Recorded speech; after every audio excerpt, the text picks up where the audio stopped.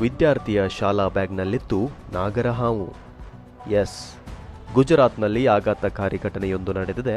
ಇತ್ತೀಚೆಗಷ್ಟೇ ಶಾಲಾ ಬ್ಯಾಗ್ನಿಂದ ಹಾವೊಂದು ಹೊರಬರುತ್ತಿರುವ ವಿಡಿಯೋ ಸಾಮಾಜಿಕ ಜಾಲತಾಣಗಳಲ್ಲಿ ವೈರಲ್ ಆಗ್ತಾ ಇದೆ. ಈ ಘಟನೆ ಸಬರ್ಕಾಂತದಲ್ಲಿ ಬೆಳಕಿಗೆ ಬಂದಿದೆ. ವಿದ್ಯಾರ್ಥಿಯೊಬ್ಬ ತನ್ನ ನೋಟ್ಬುಕ್ಗಾಗಿ ಬ್ಯಾಗ್ ತೆರೆದಿದ್ದಾನೆ. ಈ ವೇಳೆ ಆತನಿಗೆ ಬ್ಯಾಗ್ನಲ್ಲಿ ಹಾವು ಕಂಡಿದೆ. ಆಗ ವಿದ್ಯಾರ್ಥಿನಿ ತನ್ನ ಕುಟುಂಬದ ಸದಸ್ಯರಿಗೆ ಈ ವಿಷಯ ತಿಳಿಸಿದ್ದಾನೆ. ಬಳಿಕ ಬ್ಯಾಗ್ ಅನ್ನ ಹೊರಗೆ ತಂದು ಕೋಲಿನ ಸಹಾಯದಿಂದ ಹಾವನ್ನ ಹೊರಬರುವಂತೆ ಮಾಡಲಾಗಿದೆ.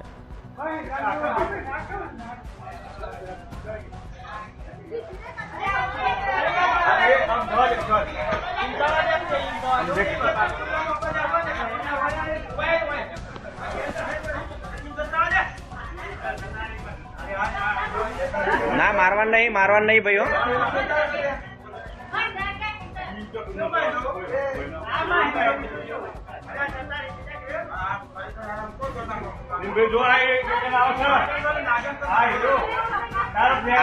ऊपर आयो बाजू।